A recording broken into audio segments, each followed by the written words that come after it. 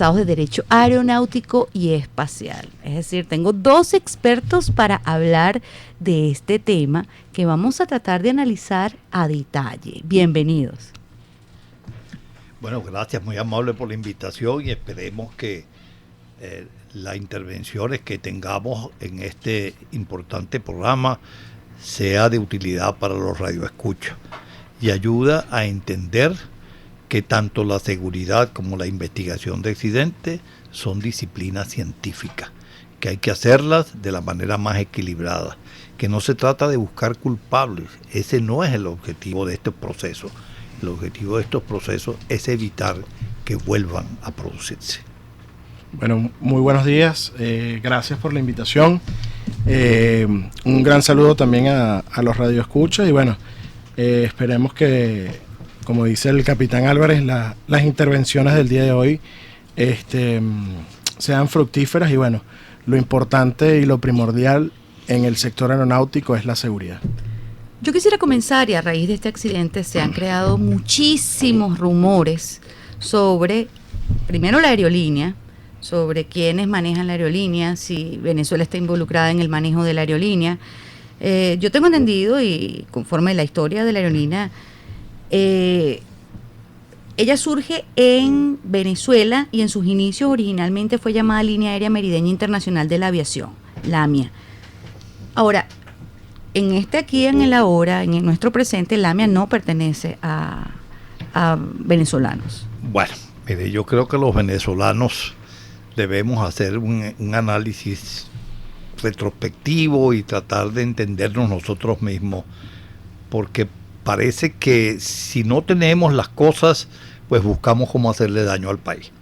Yo he oído la historia de la mía, que es como realmente se llama la empresa según las personas que han hecho el esfuerzo por crearla. Y se han dicho muchas cosas que no tienen nada que ver con Venezuela. Yo entiendo que el señor, el propietario de esa empresa en su momento, pues trató de lograr un apoyo oficial con los gobernadores, pero con el propósito de ofrecer un servicio a esas regiones, específicamente a Mérida. El INAH consideró que no debería operarse Mérida, y luego posteriormente a Margarita, y creo que también lo hizo con Ciudad Bolívar y con otros sitios. Pero hay un hecho que para mí, como profesional de la aviación, desliga a Venezuela de cualquier sospecha, de cualquier camino, cualquier intencionalidad de hacer sentir que nosotros tenemos algo que ver con esto. Y es que la empresa no fue certificada por la Autoridad Aeronáutica Nacional. ¿Qué razones hubo? Le correspondería decirlo al presidente del INAH y a los inspectores que trabajaron en eso. No me corresponde a mí. Pero sí me preocupa porque realmente creo que el INAH en su momento pues hizo lo correcto. Él hizo la evaluación, las exigencias que la propia ley de aeronáutica civil, los reglamentos aeronáuticos venezolanos y el convenio de Chicago, que por mandato del artículo 5 de nuestra ley de aeronáutica civil debemos aplicar en sus normas y métodos recomendados, exigen una transparencia, exigen un procedimiento, exigen el cumplimiento de una cantidad de normas que, pues, dadas las circunstancias y el resultado, debemos decir que el INAH las cumplió. Es verdad que el Instituto Nacional de Aeronáutica Civil, como toda obra humana, podrá tener sus grandes vacíos y sus grandes desaciertos. Yo no digo que no. Si uno se analiza uno mismo, uno se da cuenta que también uno se ha equivocado. Pero es cierto que ellos no completaron el proceso de certificación de esa empresa, porque esa empresa lamentablemente pues no supo manejar ese proceso y no fue capaz de darle término a eso. Yo creo que eso de lo único que nos demuestra, lo único que está sobre el tapete, es que el INAH actuó con moralidad, con rectitud, y que evitó que la empresa volara mientras no subsanara las exigencias que aparecen en la ley y en la reglamentación venezolana. Ahora, en este accidente en particular han surgido un sinfín de entre acusaciones, suposiciones de cuáles fueron los motivos para este accidente. El primero fue la falta de combustible. Es decir, el avión no estaba cargado con suficiente combustible para llegar a su destino. Mire, yo he sido un hombre de aviación por 56 años de mi vida. Tuve el honor de ser compañero de su padre.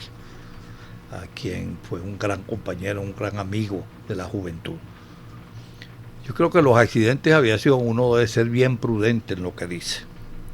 Mi experiencia personal, cuando he estado relacionado con estos hechos, tanto en la línea aeropostal venezolana, cuando ejercí en esa empresa la gerencia de operaciones, como con la línea aérea Santa Bárbara, de la cual era presidente en el momento del lamentable accidente que ocurrió en la ciudad de Mérida. Yo pude observar en ambos casos cómo personas que dicen ser expertas en materia aeronáutica pontificaron, dijeron lo que había ocurrido, formularon acusaciones, recomendaciones, etcétera. Pero el proceso de investigación de esos accidentes no fue coincidente con lo que ellos habían previsto, con lo que ellos habían dicho que había pasado. No es el caso de decir qué pasó aquí, porque el programa no es para eso. Lo que yo quiero significar con esto es que la verdadera conducta ciudadana que uno debe seguir en los casos de un accidente de aviación es callar hasta tanto la Junta Investigadora de Accidentes diga qué fue lo que sucedió. El artículo 98 de la Ley de Aeronáutica Civil nuestra establece la existencia de una Junta de Investigación de Accidentes. Esa Junta de Investigación de Accidentes es la responsable y debe trabajar por mandato del artículo 5 de la Ley de Aeronáutica Civil, de acuerdo con los métodos y recomendaciones que al respecto formula el anexo 13 al Convenio de Chicago. Ese anexo 13 al Convenio de Chicago lo dice perfectamente claro, que la Junta es autónoma, que la Junta es la que tiene que investigar y llegar al final de los hechos, analizarlos, intentar probar qué fue lo que ocurrió y luego no solamente decir qué ocurrió, sino establecer unas recomendaciones, porque el propósito real de una investigación es evitar que eso vuelva a ocurrir. Son hechos muy dolorosos, son hechos lamentablemente imposibles de describir hoy en esta mañana aquí, porque hay que estar en ese momento con la responsabilidad de que una aeronave no llegue a su destino y saber lo que se siente, el peso que hay sobre los hombros de las personas que en ese momento se encuentran al frente de una empresa, y sobre todo tener la frialdad suficiente para minimizar el daño, aplicando los principios que han sido últimamente desarrollados por la Organización de Aviación Civil Internacional, con el que se denominan el Family Assistance Plan por su designación en inglés, y que precisamente lo que está dirigido es a paliar un poco el sufrimiento de los supervivientes o de las personas que perdieron a sus seres queridos en un accidente de aviación. Esa es la tarea que debe seguir inmediatamente después de un accidente, y dejar a los investigadores, dejar a los profesionales, a los que se han preparado en esa área, para que sean ellos los que digan qué fue lo que ocurrió, que ellos no lo pueden falsear, porque en un accidente de aviación no solamente participa la autoridad aeronáutica nuestra, participa igualmente la autoridad aeronáutica del país de fabricación de la aeronave, si es un avión extranjero, la autoridad del país de matrícula, y así sucesivamente la autoridad del país de construcción de los motores, porque todos en su conjunto están empeñados en llegar a la verdad, y repito una y mil veces, con el solo propósito de evitar que ese accidente o en condiciones similares vuelva a repetirse. Lo demás es harina de otro costal, el resarcimiento del daño, la posibilidad de que exista o no exista un daño moral, todo eso existe. Pero lo relevante, lo importante, lo que verdaderamente está regulado por la espina dorsal del transporte aéreo internacional, que es la Organización de Aviación Civil Internacional, es precisamente eso, que se llegue a la verdad de qué ocurrió, para evitar en el futuro a mediano y a largo plazo que un hecho similar vuelva a ocurrir. Ahora, ¿cuánto tiempo se toma eso? Porque Bolivia detiene a un funcionario por el accidente de la mía en Colombia. Las primeras investigaciones o noticias hablan de, por una parte, esa falla o esa no suficiente carga de gasolina. Por otra parte, se habla de que el mismo piloto es accionista de la empresa. Esos son rumores que han ido creciendo, que no tienen que ver directamente con el accidente, el que sea o no sea accionista de una empresa, pero sí se ha creado, sobre todo esta tragedia, una serie de informaciones que van y vienen, algunas diría yo que hasta exageradas. Lo cierto es que hubo un accidente aéreo, bueno, ningún accidente aéreo ha dejado de ser grave, nefasto, pero que pudo haberse prevenido. Francisco, tú eres despachador de vuelo también, además. Bueno, sí, realmente en aviación todo está escrito. Y no solamente que todo está escrito, hay unas palabras que las he aprendido de mi padre, y mi padre las aprendió del capitán que lo chequeó en su debida oportunidad. No existe avión que rebote ni cerro que se agache. Entonces, para no emitir un comentario referente al accidente en sí, porque le corresponde a la Junta Investigadora de ese país, de Colombia específicamente, con apoyo de Bolivia y el fabricante de la aeronave, yo creo que todo accidente se puede evitar, ¿no? Y los números no fallan. Cuando uno es despachador, uno está calculando el tiempo de taxeo, el tiempo en ruta, más los 45 minutos del aeropuerto alternado, y todo, las matemáticas no fallan. 2 y 2 son 4, 4 y 2 son 6. Entonces yo creo que es un momento de reflexión a todos los profesionales del aire, que debemos estar conscientes de qué es lo que estamos haciendo y la responsabilidad que tenemos, a diferencia, como dice el doctor Álvarez en una de sus clases que tuve la oportunidad de asistir, la diferencia del médico, le entrego al paciente con un estado de salud que yo debo salvar o debo medicar y curar, ¿no? Al piloto le entregan vidas y él es responsable de llevar de un destino a otro esas vidas, y sobre todo que llevamos padres, hermanos, hijos. De verdad que es muy lamentable el hecho, pero a mi opinión yo creo que se pudo haber evitado.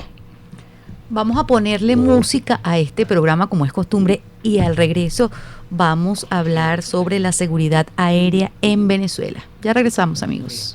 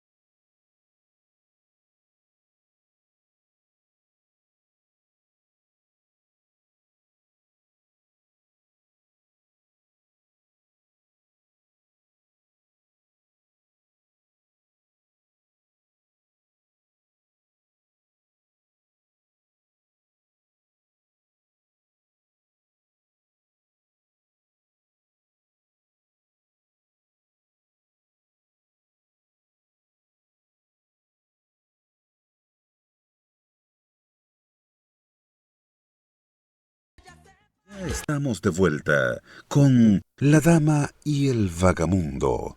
A continuación, Publicidad.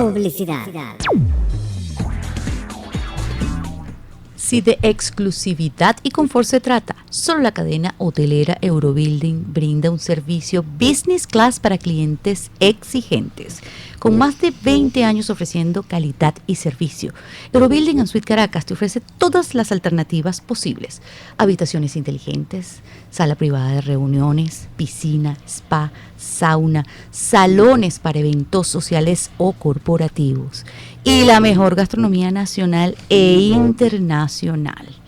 Así que si viajas por negocios, turismo o simplemente deseas descansar del estrés de la ciudad, te invitamos a reservar en nuestros hoteles a través del www.hoteleuro.com. A nivel nacional estamos en Maiquetía, Puerto Ordaz, Maracay, Barinas y Coro. Y si viajas a la Argentina o a los Estados Unidos, te invitamos a alojarte en nuestros cómodos espacios en Buenos Aires y Miami. Cadena de hoteles Eurobuilding, calidad y servicio para clientes exigentes. Estás en sintonía de La Dama y el Vagamundo.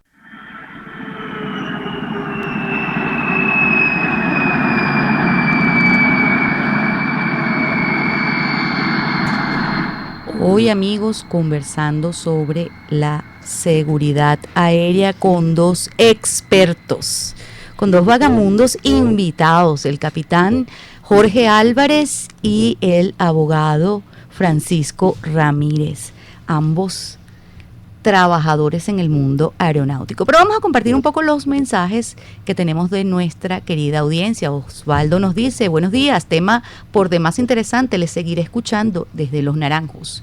Nos dice Carlos: buenos días, señorita, excelentes invitados de magnífica y reconocida trayectoria, muy interesante, me quedo conectado desde la Alta Florida. Gracias, Carlos, especialmente por lo de señorita. Alberto nos dice: buenos días, mi bella e inteligente Andreina, qué tema, por cierto, y don Eloy vagamundeando ya en vacaciones navideñas. No, Alberto, él está, bueno, sí está vagamundeando, pero está vagamundeando en estos momentos en unas conferencias aquí en la Quinta Esmeralda, acompañado de Vladimir Villegas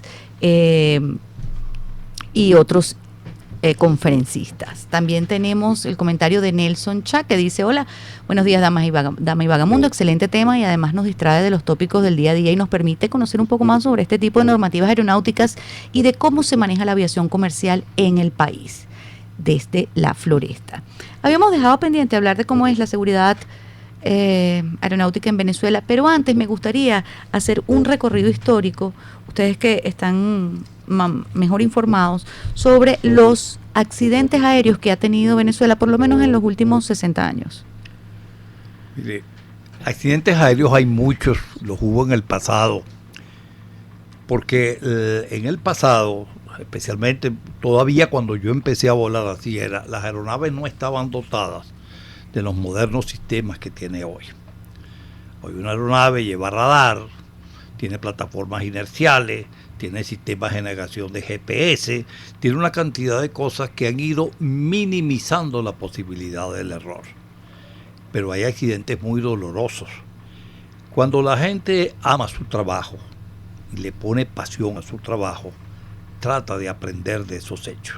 En Venezuela hay muchos accidentes que hemos visto, que hemos vivido, que nos han llegado cerca. Por ejemplo, en la década de los 50 hubo 3 grandes accidentes de la línea aeroportual venezolana.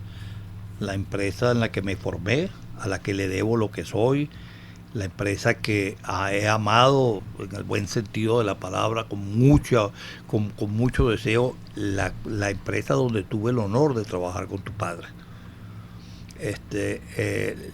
El primero de esos accidentes, si mal no recuerdo, fue un accidente que salió de Nueva York, un Preconstellation que salió de Nueva York, se desbocó una hélice, eso significa que la hélice no aceptaba ningún tipo de control. Fue un accidente muy lamentable porque el piloto se vio obligado a regresar a Nueva York que era lo más recomendable en ese momento. Para ello era necesario botar combustible. El manual y la fabricante decía que ese avión era imposible que tomara, se incendiara por estar botando combustible, pero desgraciadamente pasó. y pues hubo una cantidad de muertes, personas muy importantes de la sociedad venezolana. El capitán era un aviador de extraordinaria trayectoria, el comandante Luis Francisco Plata.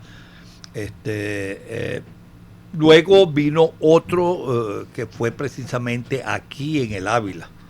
Allí están los restos del avión.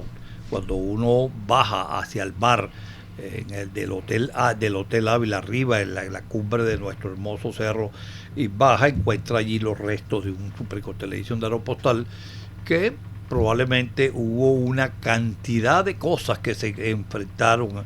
Había mucha nubosidad, el piloto tenía un viento de cola insospechado, hizo un mucho menor tiempo de Aruba a Caracas, cuando él pensaba que todavía no había llegado al aeropuerto, a la costa, de pronto se le cayeron los indicadores de ADF, y que eran los que se usaban para navegar en esa época, y se dio cuenta que estaba sobre Caracas y viró, con la mala suerte de que si quizás vira hacia la derecha no le pasa nada, pero viró hacia la izquierda y y entró al cerro de Barriga. Eso generó también un conjunto de muertes, un conjunto de personas valiosas a la sociedad, incluso deportistas que murieron en ese accidente.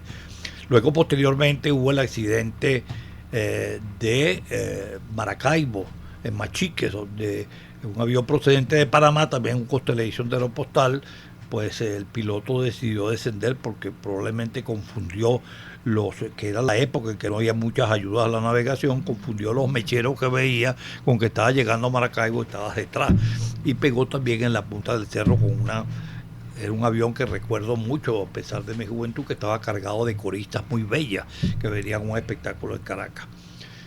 Luego, esos son los 3 accidentes que yo recuerdo de Aeropostal más dolorosos, más tristes. Y luego, posteriormente, el que me tocó vivir a mí cuando era gerente de operaciones, que fue un DC-9 de Aeropostal, que pegó en el páramo de las Torres en la cordillera de los Andes. ¿De Aeropostal o Santa Bárbara? No, ese era Línea Aeroportuaria Venezolana. Okay. En mi larga vida de piloto y en los cargos que he ocupado, pues me tocó dar la cara en 2 accidentes. El accidente que ocurrió en el páramo de las Torres, donde un DC-9 de la Línea Aeropostal Venezolana se estrelló, y el accidente que posteriormente ocurrió a la empresa Santa Bárbara, y que estaba al norte de la ciudad. Vamos a ahondar un poquito más en este último accidente luego de cumplir con nuestros compromisos con la emisora. Ya regresamos. Desde Caracas, para toda el área metropolitana y el estado Miranda, transmite Radio Sintonía 1420 AM. A continuación, Publicidad. La dirección de Embutidos El Águila, en nombre de Gloria, Jorge y su equipo, desean a sus clientes felices Pascuas y un venturoso año nuevo. Felicidades a todos sus amigos. Feliz Navidad y un próspero año nuevo. Embutidos El Águila, especializado en chorizo gallego, en la calle Ávila, en Chacao, teléfono 263-6982, y feliz Navidad. Romanoca, la ferretería del carpintero. Venta de todo tipo de materiales para la carpintería. Se une de corazón a esta fecha navideña para desear a sus clientes y amigos unas felices Pascuas y un venturoso año nuevo. Romanoca, Avenida Santa Isabel, entre La Floresta y tercera transversal del cementerio, teléfono 633-3186, y feliz Navidad y próspero año nuevo con Romanoca.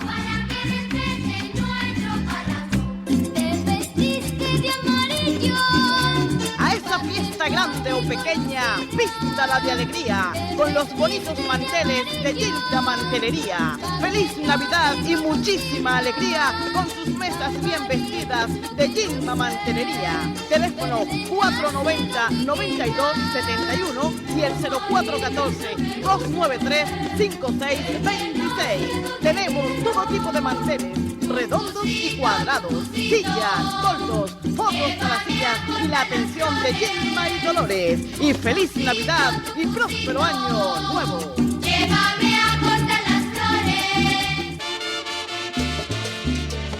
Venga y únase a la alegría navideña de Portal Express La Urbina, que tiene para su casa la abundancia de su mesa.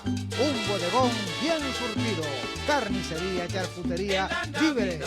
Y en nombre de Cristina, feliz Navidad y mucha abundancia.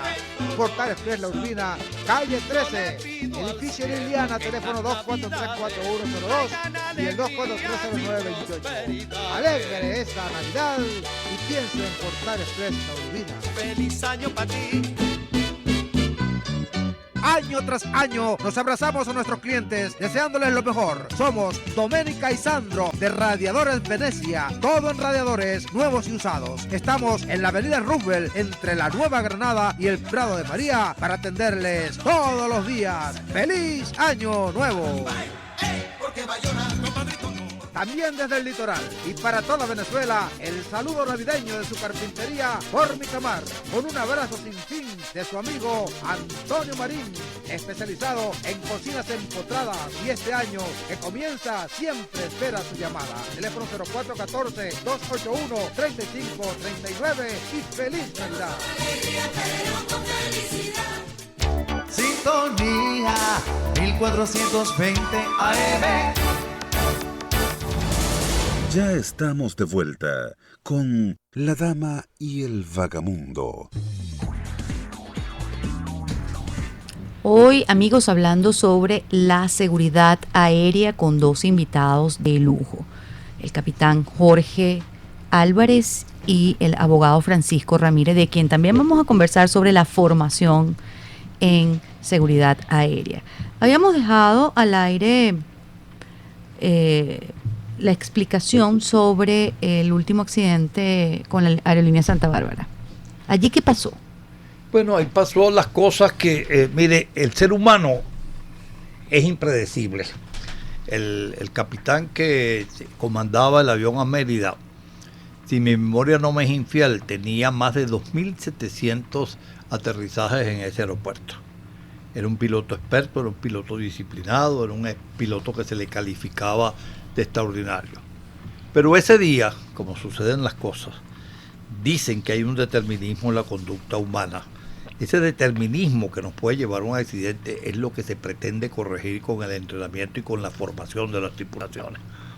Ese capitán se le ocurrió irse a tomar un café y un pastelito, cosa que es muy normal cuando uno oye la cinta que refleja los últimos minutos del vuelo procedente de Caracas y ve la cinta a partir del momento en que enciende los motores y empieza la cadena de eventos que va a traer como consecuencia la destrucción de la aeronave, uno no entiende lo que ocurre, porque la naturaleza humana es incomprensible. El capitán simplemente, pues, inducido, no con intención, por la torre de control que le dice apresure el rodaje, y dejó de alto un hecho que fue vital y que fue determinante en el accidente. El ATR-42 tiene un switch que controla la posición de encendido y apagado de la batería. Cuando ellos se bajaron a tomar el café y el pastelito, cortaron la batería. Pero el manual dice que el avión no se debe mover antes de que hayan transcurrido 3 minutos desde el momento en que el switch de la batería se coloca nuevamente en on, porque es necesario ese periodo para que todo el sistema de orientación de la aeronave se enerve y comience a funcionar adecuadamente. Es un sistema montado sobre una base de giróscopo que van en las puntas de los planos del avión, en las puntas de la sala.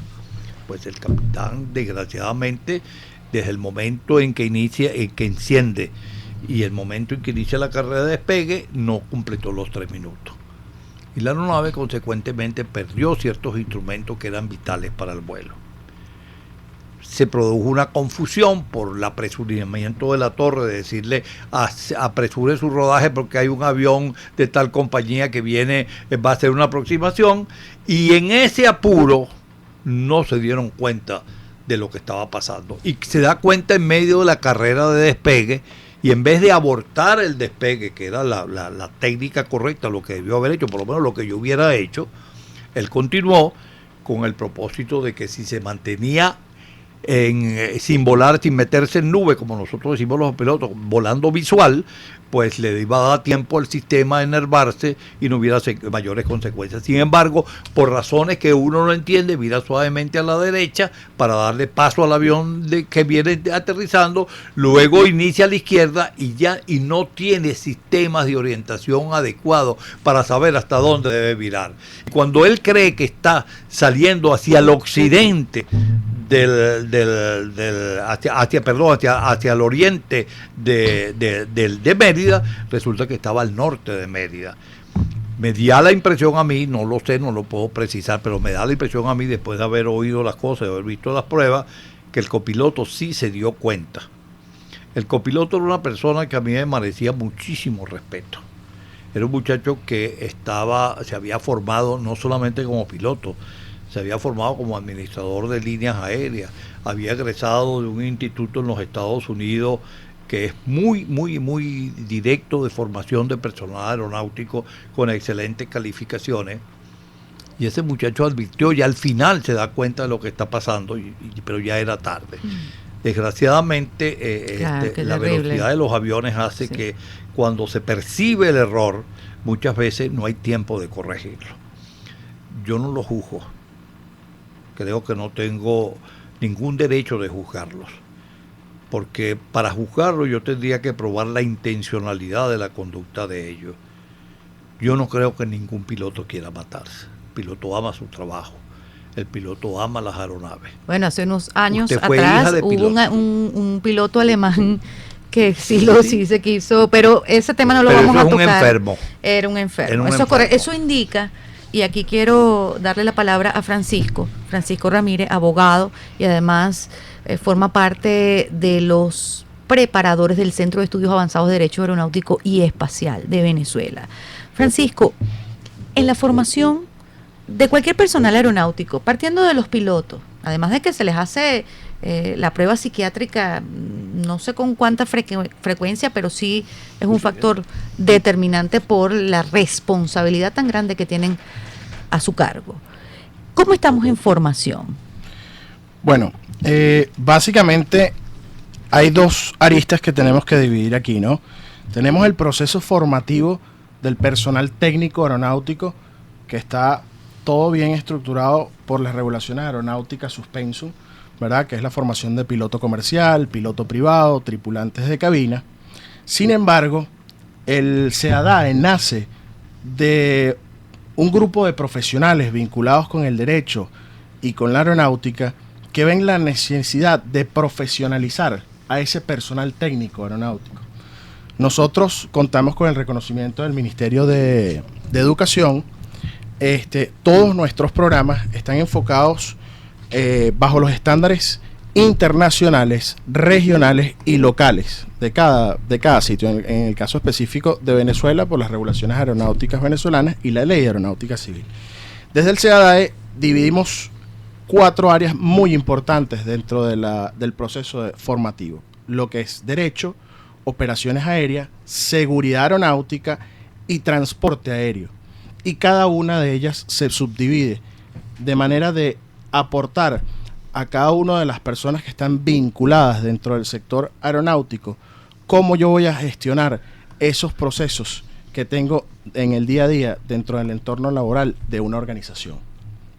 Entonces es bien importante, estaba muy desatendido la parte de la formación profesional del sector aeronáutico. Nosotros ya graduamos 26 gerentes de una aerolínea venezolana en alianza estratégica con el IESA, y actualmente estamos cursando nuestro primer diplomado en gestión en derecho aeronáutico, que contamos con 15 participantes y que es bien interesante porque es un equipo multidisciplinario.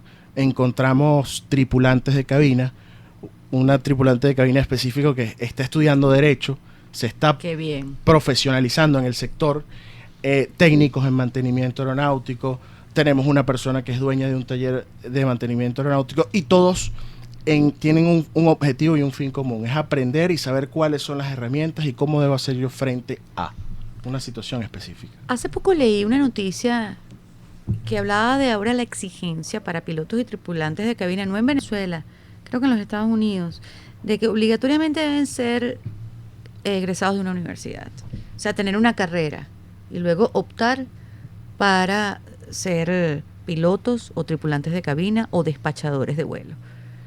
¿Qué te parece esa noticia? Bueno, a mí me parece bien importante y bien interesante. Lo decía el capitán Álvarez, este piloto que lamentablemente perdió la vida en el accidente de Santa Bárbara, tenía un proceso formativo adicional en administración de líneas aéreas. Entonces yo creo que ese es el norte que se debe tomar, sobre todo para profesionalizar el sector y disminuir los riesgos de muchísimas cosas. Aquí la audiencia nos está recordando varios accidentes aéreos alrededor del mundo. Vamos a leer algunos para compartir. Párrafos un poco largos, amigos. Vamos a tratar de hacer un resumen. Armando nos dice, yo recuerdo uno de los peores accidentes que hubo, 583 fallecidos. Está considerado, creo yo, como el peor accidente de la historia de la aviación, conocido como el accidente de los rodeos, sucedido el 27 de marzo de 1977 en el aeropuerto de Tenerife Norte, en España. Impactante tema y por demás interesante desde la lagunita. Bueno, sobre ese accidente yo le voy a decir que allí es donde uno observa que las cosas a veces no se pueden explicar. En el momento en que el KLM y el Panam chocaron, wow, en tierra, el agente de KLM comenzó a buscar al capitán, porque el capitán que estaba al mando de esa aeronave era el más grande de los especialistas en seguridad aérea que tenía KLM en ese momento. Y de qué paradoja, ¿no? Resulta que el capitán estaba al mando de ese avión. Ese fue un error de lengua. El capitán confundieron, pensaron que les habían dado libre para despegar y resulta que el Pan American todavía estaba en la pista. Vuelvo y repito, los seres humanos no son dioses, pero así como los seres humanos no son dioses, también yo me sonrío mucho, quizás como sonrisa de viejo, cuando dicen que ya se ensayan pilotos sin tripulante. Por mucho que usted prepare una aeronave, por mucho que usted a través de la ciencia moderna, usted sea capaz de crearle una inteligencia artificial a un programa que va a dirigir la aeronave, el programa no piensa. El pensar es una facultad específica única del ser humano. Nosotros. Y así como ha habido muchísimos accidentes que todos nos recordamos por el sensacionalismo que se genera en un accidente de aviación, también hay muchísimos momentos en que la habilidad de un piloto, la inteligencia de una tripulación, la coordinación de la tripulación ha evitado una tragedia. Berta también nos recuerda otro accidente, dice, ya nos hicieron recordar el impacto particularmente el que ocasionó 265 fallecidos y quizás me afectó más porque en esa época vivía en Estados Unidos. Se trata del vuelo 587 de American Airlines, un Airbus A300 se estrelló en Queens, Nueva York, poco después del despegue por un error del primer oficial que manipuló muy bruscamente la aeronave. También nos habla aquí Danilo, siguen llegando mensajes, pero se nos mueve el cursor, amigos, y ustedes saben que cuando se nos mueve el cursor tenemos que subir de regreso.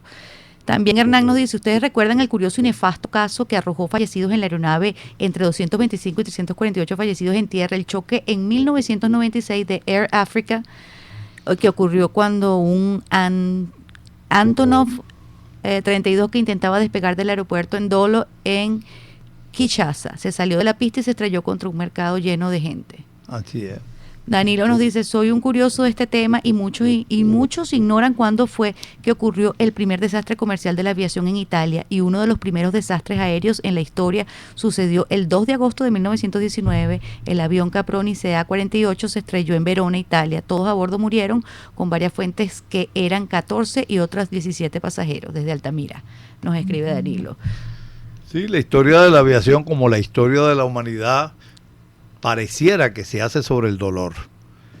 Es mucho el dolor que ha transitado la aviación desde que los hermanos Wright intentaron el vuelo, y mucho también, a pesar de ese dolor, Ese ha sido un dolor constructivo. Pero fíjate que en cuando hablamos de accidentes aéreos, todos los accidentes son una tragedia, pero cuando se habla de accidentes de vehículos, autobuses, trenes, eso impacta, pero no tanto como lo puede impactar una tragedia de avión.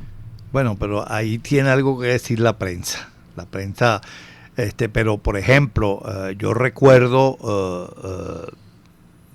yo fui designado para hacer el curso de DC-9 en Iberia, y por aquellos años, de hacía pocos años, había habido un choque entre un DC-9 de Iberia sobre Nantes, un DC-9 de Iberia y un Conver Coronado de otra empresa que ahorita se me va el nombre.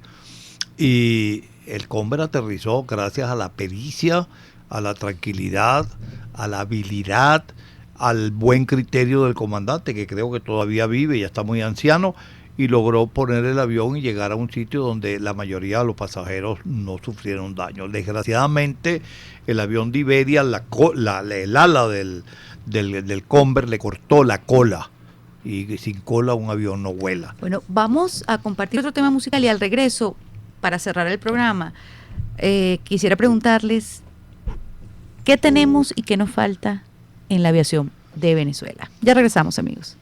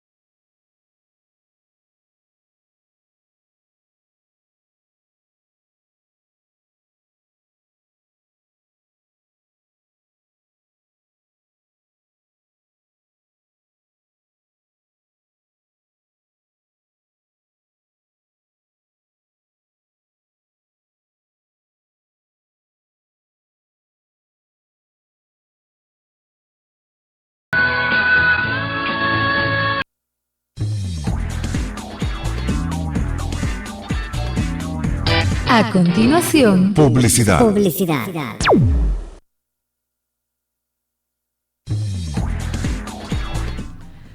Bueno, ya regresamos, amigos. Estos 10 minutos que nos quedan los vamos a aprovechar al máximo. Habíamos dejado una pregunta al aire que quiero que cada uno se tome su tiempo para contestarla.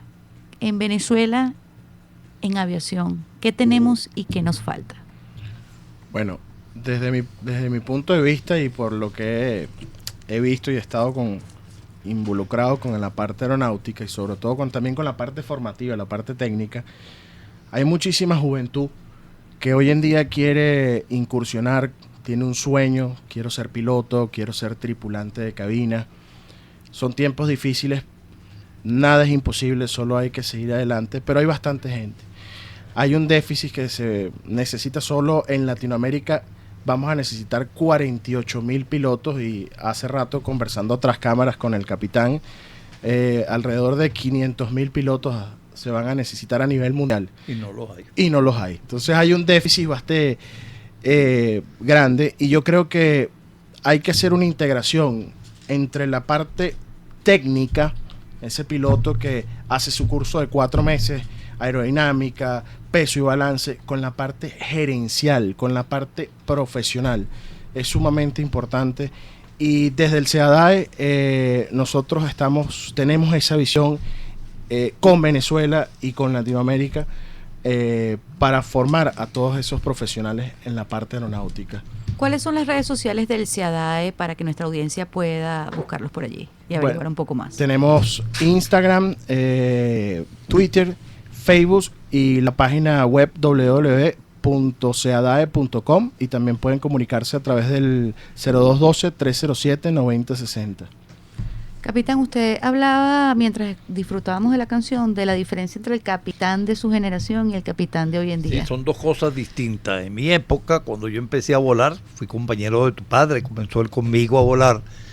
El capitán era Dios, y así lo decían en broma, pero lo decían: después de Dios el comandante, un dicho que parece que viene del derecho marítimo. Pero no me gustan los motivos. Del derecho marítimo. Pero el comandante no es Dios. El comandante tiene que ser formado integralmente. Y le pongo un simple ejemplo. No vamos a nombrar la empresa por responsabilidad, pero una empresa europea despegó de un aeropuerto de Europa con destino a otro aeropuerto europeo, que era el aeropuerto de Heathrow en Inglaterra. Se forma un tumulto a bordo como consecuencia de que un pasajero de cierta edad intentó violar a una niña. Wow. El comandante pues logra poner orden en la cabina, encierran al pasajero culpable en un baño, y el comandante decide llamar a la cabina mientras se ocupaba de su trabajo, preguntarle a la madre de la criatura, de la que había sido intentada de intento de abuso, que dijera si ella quería que lo entregara a la policía. Y la señora le dijo que no, porque ella realmente quería preservar el nombre de su hija. Por supuesto, el avión aterrizó en Heathrow y no pasó nada. Pues la empresa fue demandada por el padre, porque el comandante incumplió su obligación. Porque su obligación no era solamente volar, era dejar constancia de los hechos que se habían sucedido a bordo de la aeronave. El comandante es auxiliar de la policía judicial, de acuerdo con la ley de policía de este país. El comandante es el representante de la empresa, hasta dónde puede actuar y dónde debe limitarse. El representante es autoridad, porque cuando leo el artículo 48 de la Ley de Aeronáutica Civil, lo dota de autoridad. Dice que es autoridad, que es el responsable de que se cumpla la Ley de Aeronáutica Civil y todos sus reglamentos.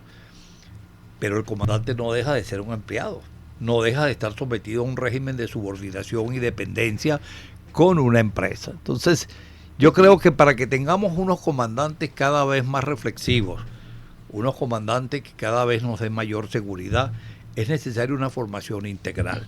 No es solamente la habilidad de volar, ni el conocimiento de aerodinámica, ni el conocimiento de la ley aeronáutica, ni el conocimiento de las condiciones por las que debe conocer de su aeronave. Es también ese cúmulo de disciplinas modernas que le van a formar su espíritu, para que en sus actos sean orientados por la justicia, por la equidad y por el sentido de responsabilidad. El comandante es un gerente. Aquel viejo piloto que en mi época se consideraba que era Dios, dio paso a un gerente que al entrar en la cabina de los modernos aeronaves, la compañía pone a su disposición una serie de información, una serie de aspectos que le permiten gerenciar con seguridad el vuelo hasta que llegue a feliz destino.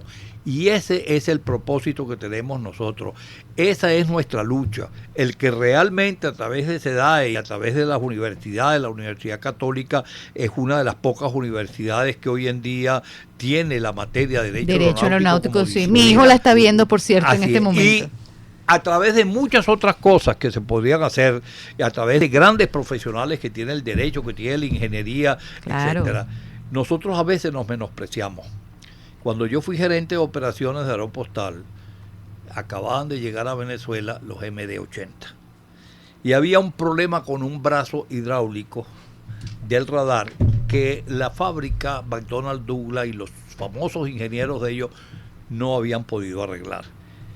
y un muchacho sencillo y humilde del mantenimiento de Aeropostal ideó y resolvió el problema. Y los ingenieros vinieron a Venezuela a conocerlo, porque no podían creer que Venezuela, que aquel negrito tan sencillo y tan humilde, señor, había sido capaz talento de resolver es lo que nos había sobra. llevado mucho tiempo. Bueno, hemos llegado ya al final de este programa. Aquí dejamos algunos comentarios sin poder compartir, pero bastante interesantes que se los voy a hacer llegar, capitán. Muy agradecida con ustedes dos por esta compañía, esta grata compañía, este par de vagamundos del mundo de la aviación. Yo muy orgullosa y espero que en otras oportunidades podamos tenerlos de vuelta. Claro que sí, gracias a ti Con por la todo invitación y una mañana bastante amena. Amigos, me queda un mensaje. Sí, bueno, dígalo porque vale la pena a los escucharlo. venezolanos que tengan fe en su aviación, que a pesar de todas las dificultades que nosotros padecemos hoy en día para la prestación del servicio público de transporte aéreo, no hay un capitán en Venezuela, no hay un empresario en Venezuela que sea capaz de mover un avión que no esté en óptimas condiciones de navegación. A veces les creamos a ustedes inconvenientes y demoras, pero piensen siempre que la mayoría de esas demoras no son por molestar, son por razones de seguridad. Qué bello. Bueno, muchísimas gracias por este maravilloso mensaje. Estoy que se me aguan los ojos aquí en el programa. Amigos, gracias por estar con nosotros en Sintonía 1420 AM y a través de nuestro chat sintonía1420.com. Hemos llegado a ustedes con un maravilloso equipo, como siempre conformados por la doctora Mireya Obregón en la dirección general, Toti López Pocaterra en la coordinación de producción, nuestro amado mago Luis Martínez en los controles y quienes siempre tienen el gusto de tertuliar para ustedes, el ausente hoy mi amigo querido Eloy Torres y quien les habla Andreina Baroni. Tengan un feliz día. Chau, chau.